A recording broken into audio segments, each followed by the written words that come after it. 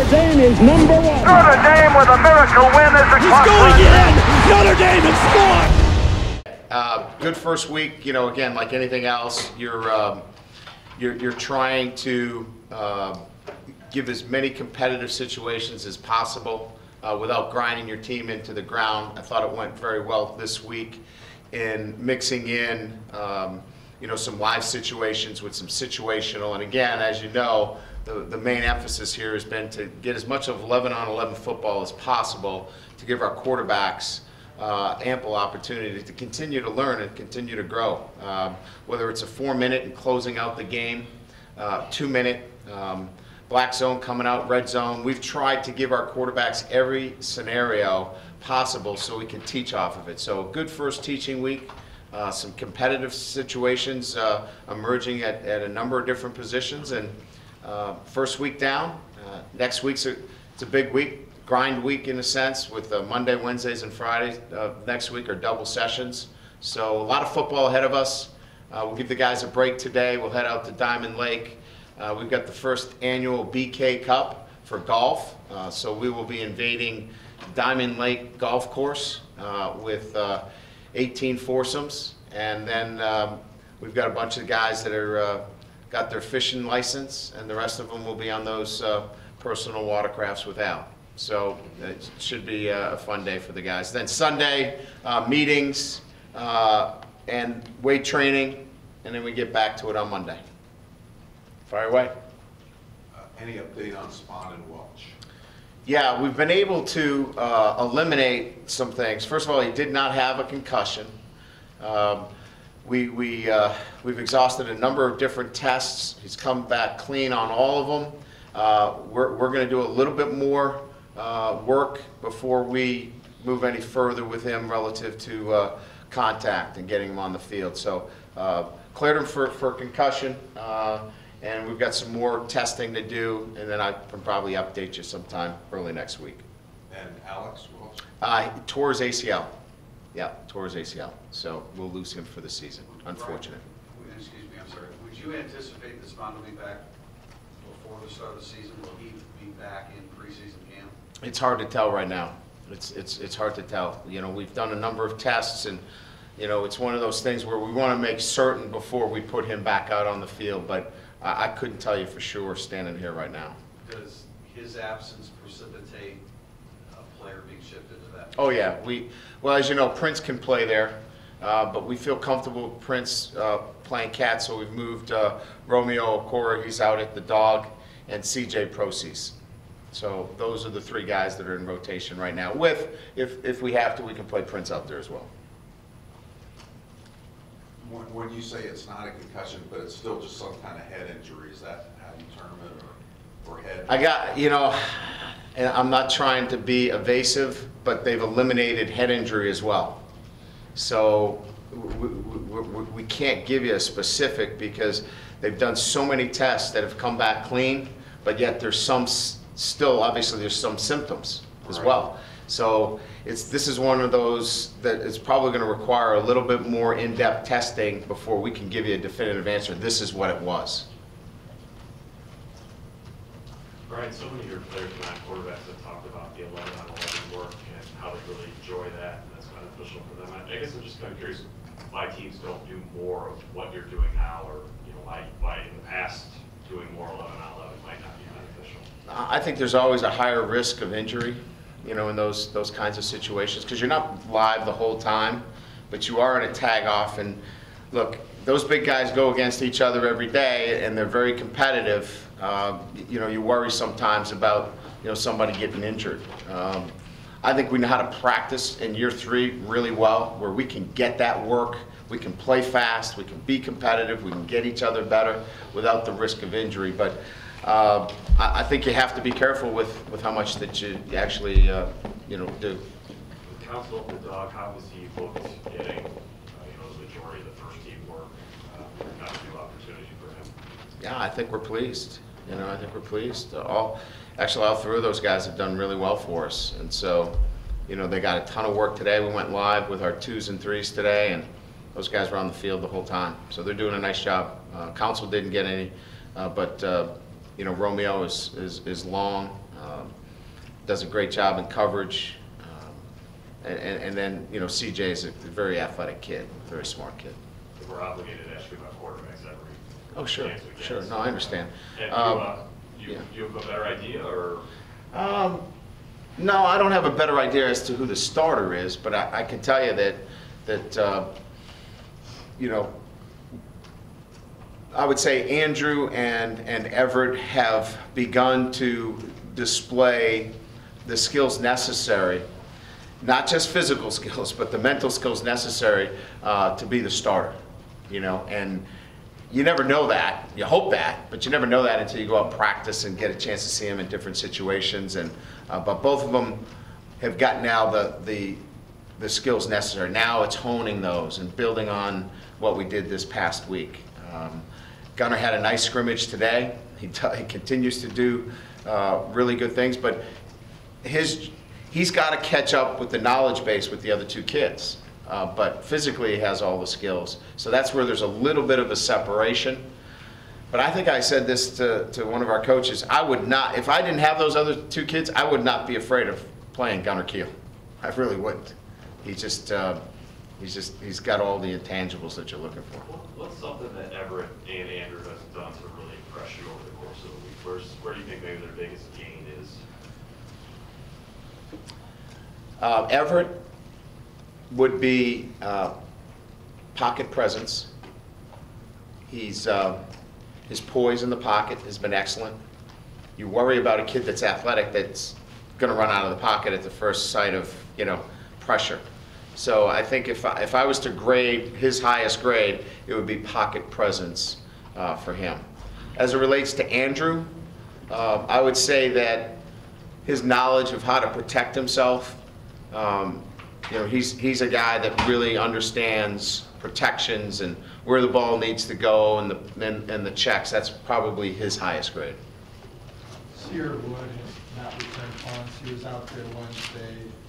We're still kind of in a gong show really on that. You know, we got guys out there that we're eliminating daily and adding to it, so it's still kind of a fluid situation. But we do want as many skilled guys back there as possible, but we're nowhere near making a decision at that position. Offensive tackle, you mentioned it would take a few injuries to get Ronnie Stanley in there since he's not the backup at left tackle. Are there any other options you're potentially looking at? Well, no. I mean, you know, Tate Nichols obviously is a guy that we want to continue to get reps and develop and build, and he's made some really good progress.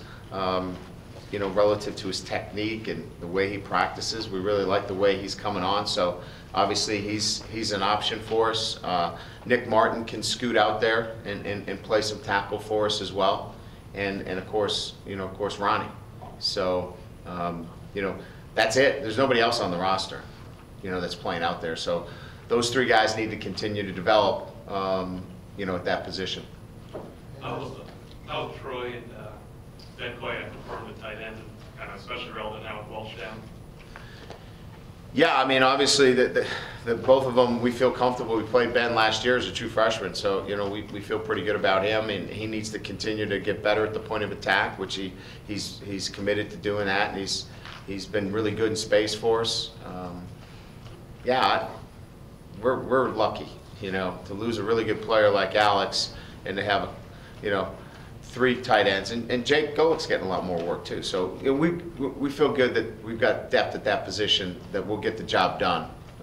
That's not going to stop us from winning the tight end position. And then it would take another injury. Obviously, you don't need to move anybody because of the depth that's already there. Yeah, exactly.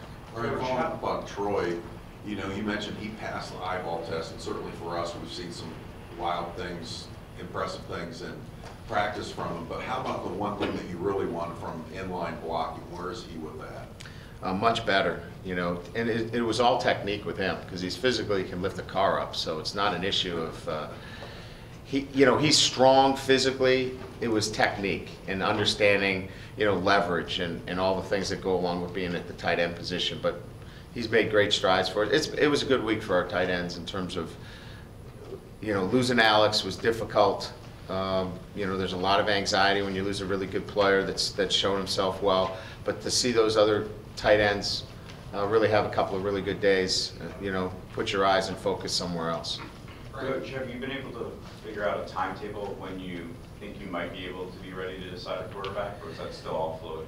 Yeah, I haven't thought about timetables as much as, okay, what's the next thing that we need to really focus on? Installation is still going in, so, I've never felt like you could make a decision on a quarterback until you get your installation taken care of. We just put in quarterback sneak today, so, we're still in the minor leagues relative to installation. So it'll be through next week relative to cleaning up and finishing all of our installation. And then you start to look at maybe, is there a separation? But I think this is going to require all the 29 practice opportunities that we have. So I would not be holding your breath for an announcement anytime soon. Brian, you have Wood, Riddick, Atkinson, a running back. They're kind of cross-training as a receiver as well. You've got Eifert, T.J. Jones, an upperclassman, Daniel Smith healthy, upperclassman, a couple freshmen receiver. Do you suddenly find yourself having more buttons to push offensively? I do. I mean, I think we've got a number of players that can play winning football for us. We keep talking about, who's going to make up for the loss of a Michael Floyd. Nobody is going to make up for him individually, but I think collectively we've got really good balance. And you talk about TJ, and you talk about Goody, and you talk about Eifert. The running backs are part of the passing game as well. And don't forget, we've got some young guys too that have really been exciting to watch as well. And Devontae Neal and Chris Brown and Justin Ferguson. Robbie Toma's a pretty good player too. And so, yeah, we've got a lot of things that, our offense has to get all these guys involved. So I think I had a question last week, about tempo. And tempo is important, but also getting all these guys touches is important as well. So that's been our focus. We think we've got a lot of weapons to answer your question. Does that concern, when you're making play call decisions, does that concern you about trying to get those guys, or as many of those guys touches as you possibly can? It doesn't anymore. It doesn't anymore because we've made a commitment to getting those guys on the field, regardless, and getting them out there. So, as you know, when you change personnel, you have to slow down a little bit. But we got to go to our strengths, and our strength is to get all those guys on the field. Brian, where's Stephon Tuitt picked up? I mean, he had such a strong times for you last year. Where is he for you? Really, really tough to block, tough physically, continued to mature and grow as a young man. Had a great summer academically. I just, as a football player, that was never going to be our concerns. It's great to watch a kid really become, fully committed to Notre Dame and what we're about, and as well as wreak havoc on the football field. Yeah, he's a good one. How was Carlo reacted to his suspension? Talk a little about Tom. I know he shows up to work every day, busts his butt, gets a lot of reps, plays just like Carlo. Now I haven't asked him how he's reacting, but from a football standpoint, being around the team, he's been great as Tommy. Tommy's been great with our quarterbacks. Brian, by his own admission, ever had some trouble getting the signal in from the sidelines during the spring. How's he done in camp? And have you streamlined the way you signal in things to make it easier? Yeah, I think he's. I don't have any concerns that we can't play him because he doesn't know the signals. We had a couple of glitches with some motions and things of that nature, but no, we're always looking to streamline our signals. We look like air traffic controllers out there sometimes, so you're always looking at ways to kind of take the vocabulary down, if you will. But no, he'll be fine from that standpoint. That won't be a reason why he's not our starting quarterback. It'll be because he's turning the ball over and not making good decisions and that stuff, which he hasn't done. So it's all good. When do you look to start giving Tommy Rees more reps with the first unit? I mean, as you get closer to Purdue, or does that happen during the preseason leading up to Navy? No, it'll happen. It'll happen Purdue. he'll get enough to stay sharp. You know, he'll get some reps to stay sharp. He hasn't gotten many at all, virtually 0 reps. He hasn't gotten 7-on-7 or team reps. Just all individual, staying sharp, throwing the ball, doing extra, working out. But we'll start to get him some more 7-on-7 work, but it won't be first team as much as it will be just keeping him sharp. Time for just 1 or 2 more. Is that more because of the punishment or more because you want to get Everett and No, the sanctions have already been levied, you know, and so this is strictly about trying to get 3 quarterbacks, you know, enough work so that we're ready to go against Navy. Coach, how close is Mike Gould Jr. to wrapping up right guard? Well, he's taken all the first team reps. I don't think you ever say that, you know, I hope the message never comes out that everybody's job is wrapped up, you know, but he's done a nice job for us at right guard. We knew he would. He's a veteran.